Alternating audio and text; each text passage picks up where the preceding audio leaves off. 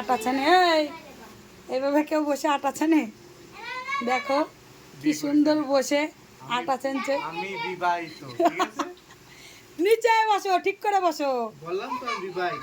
তুই ভাত মাখাচ্ছ না আটা ছানছো? দেখো ভাত মাখাচ্ছে না আটা ছানছো। মানে আমি রান্না করছি এদিকে মাংস, আর ও ভাত মাখাচ্ছে না আটা ছানছে আমি বলতে পারছি না। তো দেখো এই যে 9 বছরের জার্নিংয়ে আমাদের ফার্স্ট টাইম আমার বর এই যে আটা মাখাই দিল, তাই তো? চুপ করো, বহুত মাগাইছি তুমি তখন ভিডিও করতে না যখন চুপ করো তুমি। না ঠিক করে বসো, ভালো লাগতেছে না ক্যামেরায়। ঠিক করে বসো। কি দাও একটু দেখো কিভাবে আটা মাখছে, এদিকে আসো। একটু আটা দাও। মানে সেই সেই স্টাইলে আটা মাখছে দেখো। ওর নাম টুকি। টুকি, ঠিক আছে? সেই একটু মানে আটা দাও, জল বেশি হয়ে গেছে। সেই জল দিছে মা। আর এদিকে দেখো এখন চিকেন রান্না করবে, চিকেন।